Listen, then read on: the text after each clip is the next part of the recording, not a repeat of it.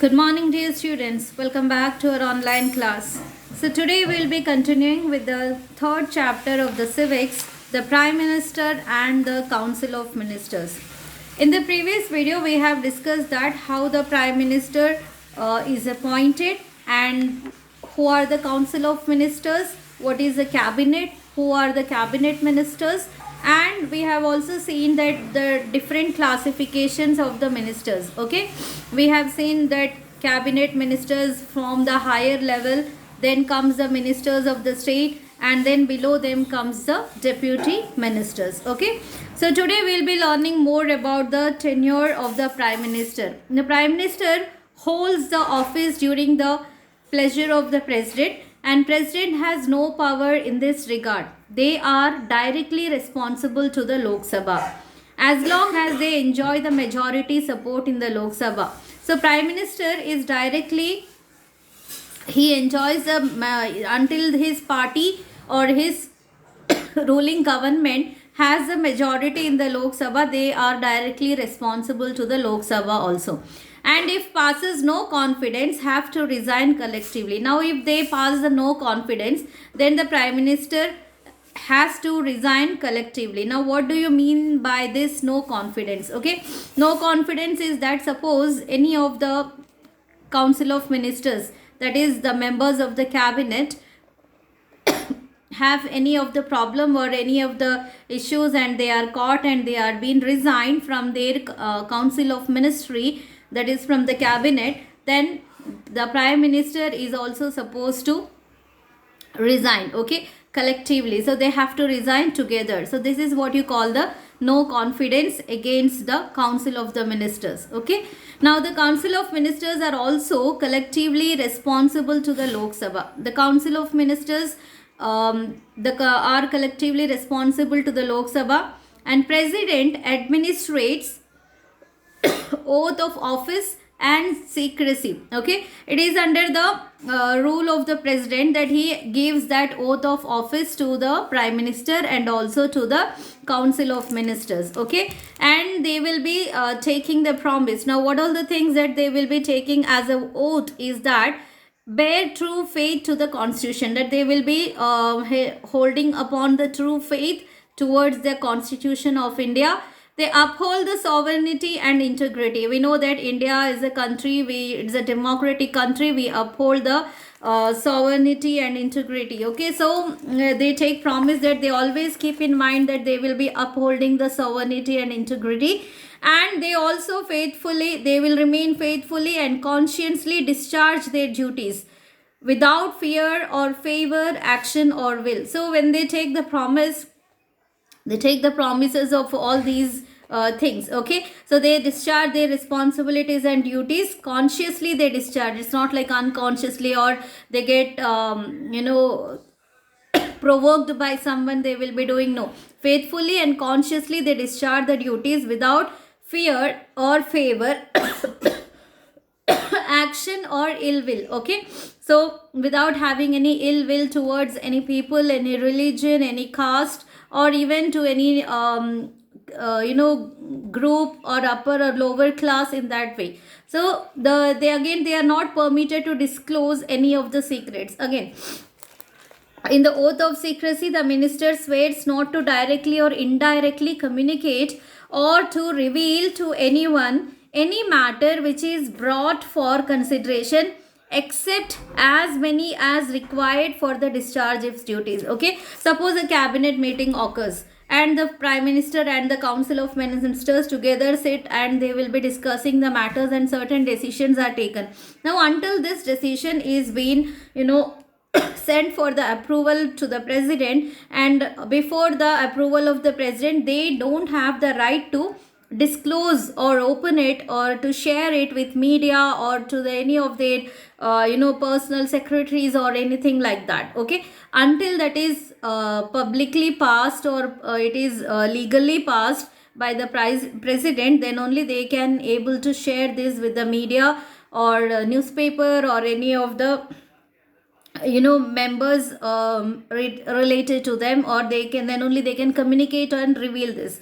Now every minister must be a member of either house of the parliament. Okay, every minister must be a member of the either house of the parliament, or must become the member with 6 months. Suppose at the time of the election and they have been independent and they have been elected, appointed in the Lok Sabha or Rajya Sabha, and later they in that case they have to become the member of any of the house of the parliament, or he will have to vacate, otherwise they can't continue, they have to vacate their office. Now, regarding the salaries of this council of minister and the prime minister are such as the parliament, it is allowed by the parliament from time to time by the law determined. So there is a fixed amount that is being kept for the particular post of president, prime minister, etc. And beside it, they were also given the other allowances. And we know that since they hold the highest positions in the country, they will be given much beyond the salaries. They will be holding much incentives also. Okay. Now today let us see what is the position and power of the prime minister. Okay. Now when we discuss about the position and the power, while the president is the nominal head of the state with the backing of the majority in the Lok Sabha, the prime minister is the real head. Okay. So you just don't get confused with the role of prime minister and the president. Okay. So now you may be feeling that the prime minister is having more power than the president. No. So when the president is considered as a nominal head of the state, means the country, with the backing majority of the members of the Lok Sabha, the prime minister is considered the head of the nation. Okay. But in a parliament democracy, his deeds are closely judged not only by the opposition but also by the members of his own party. Now the president is judged in general, okay, in common, but where the prime minister's every activity, every decision is judged by his own party members and also by the opposition party, that is non-ruling government. So his own party members mean they might be the members of the ruling government itself, and non-ruling government, okay, that's the opposition party. Now what is the purpose of this opposition party? Is to have a check on the activities of the prime minister or the ruling government, is to make sure that the government is ruling in a proper manner and they are not deviating from the laws, and justification or justice is done to the people because it's a democratic country. So this is all the duty of the opposition party, to keep a check, to keep an eye on the activities of the prime minister. Then all the activities and they cannot escape the laws or confidence of the parliament. Okay, that is, if he tries to assume the dictatorial tendencies, he cannot escape the loss of confidence. Now suppose the prime minister tries to not take the opinion or guidance or even suggestions of the members of his own party, then and he decides and declares the things, then in that case the prime minister turns to be dictator person.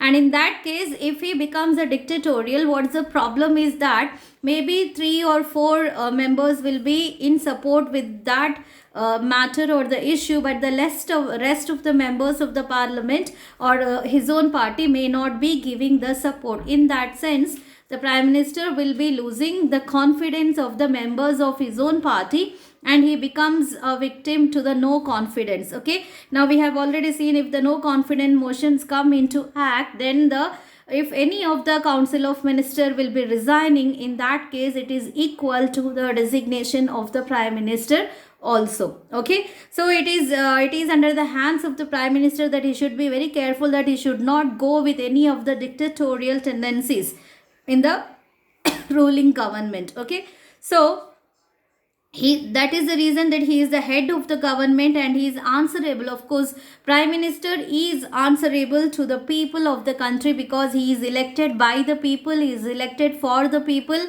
and he is elected by the democratic country. Okay, so in the democratic country, the citizen of the country, every citizen of the country has the right to question the prime minister, and the prime minister has the right to answer to the people. Okay, so that is why he is called, prime minister is called the head of the nation. Now let us see what are the powers discharged to the prime minister. Similarly, like what we have seen with the powers of the president, prime minister is also having discharged these duties under the different categories. Okay, administrative powers, legislative powers, financial powers, and powers during the emergency situation. Okay, so let us learn about the powers in detail in coming video. And now we will be learning about the collective responsibility. Okay, now what is collective responsibility? Under the article 75(3) of the constitution, the council of ministers shall be collectively responsible to the house of the people. Okay, now which is to the house of the people? It's the parliament. So the principle of collective responsibility implies the following things. Okay, so the candid decisions taken in the meetings of the cabinet are equally applicable to all the ministers, even though they may differ among themselves. Suppose, let's take an example. We have the ruling government, BJP party. Okay, so BJP is a ruling government, and BJP party different members are there, different council of ministers are there. Beside that, other ministers are also there of the same ruling party. Okay, now if for example among the 10 members, 2 or 5 or 6 are having any disagreement related to any of the matter discussed in the party, then and the other 4 members are only supporting, in that case, they go for the collective responsibility. Okay, so the prime minister cannot take any decision based on the only 4 supporters. He has to get the all 10 supporters, or if 6 of them are not favoring him, then in that case he cannot take any decision, or he cannot declare the decision as the decision. Okay, second is that all ministers are necessary that they jointly share the responsibility for the government's policies and performances. Okay, so now suppose there is an agriculture minister in the ruling party and a irrigational minister, and we know agriculture and irrigation are associated to each other.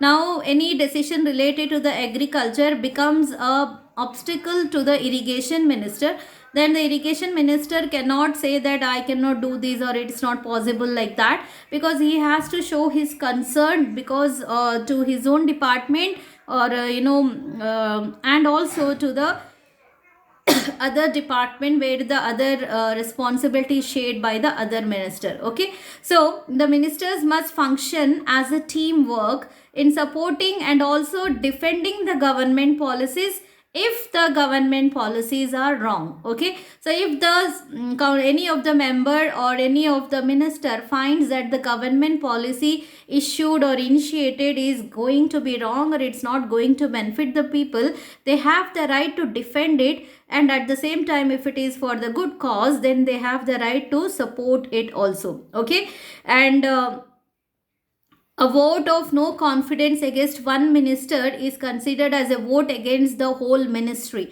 If any minister comes under the no confidence list, that means it is applicable to the whole ministry. Okay, such a ministry that has lost the confidence of the Lok Sabha, then in that case that ministry has to resign from its responsibilities. Okay, so this is what we call, or what we understand by the collective responsibility.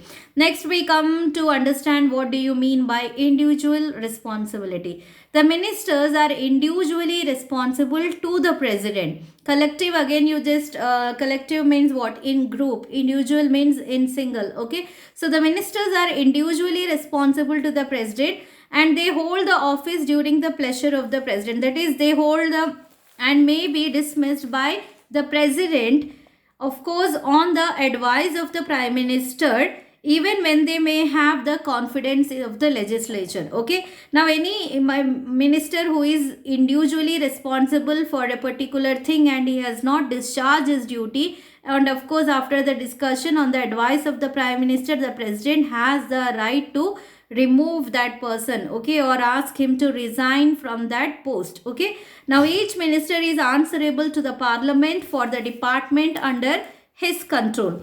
It is obligatory for him to answer all the questions by the member of the parliaments regarding the functioning of his department. Every minister is again responsible for matters such as personal lapse. Lapse means personal irresponsibilities, departure from the official policy by him or by his department, okay. So without the final agreement or consent is given, they cannot reveal any of the policies to the outside world, okay. So the if in case if they do something like that, they are answerable or they are questionable. Beside, the third is that breach of oath of secrecy. We have seen what is the oath of secrecy, that they have you must learn the oath of secrecy, the 3 points, okay, that they will be discharging their duties consciously, they will bear the true faith and allegiance to the Constitution of India, and they faithfully they uphold the values of the sovereignty and the integrity of the India. So this any of these 3 points of secrecy or oath of secrecy, they cause a breach in that, or they cause a kind of irresponsibility in doing that, or lapse in that case, they are also asked to either they will be impeached, or they will be asked to resign, okay. So there are many occasions when a minister has owned the responsibility for the mistakes or shortcomings of the department under him and resigned from his post. So it doesn't mean that literally it is a mistake of the minister itself, okay. If the mistake is done by any of the members of or his subordinates under his ministry, then in that case also, if the minister is not having the justified answer for that, then it is understood that along with the post of being the minister of that particular department, he has to resign, okay. So it is considered, that is why it is the individual self responsibility, or we call it as an individual responsibility, okay. So I hope you understood the differences between the individual responsibility and the collective responsibility. So now let us see what are the principles that implies in the collective responsibility. The decision of the cabinet are equally applicable to all the ministers, even though they may differ among themselves. All share the responsibilities of the government policies and must function as a team, either in supporting or defending the government inside as well as outside the parliament. And a vote of confidence against one minister is equal to vote against the whole ministry, okay. In that case, the entire ministry has to resign. So this is what we discuss in this chapter. I hope you understood this. So thank you for being with me. We'll continue in the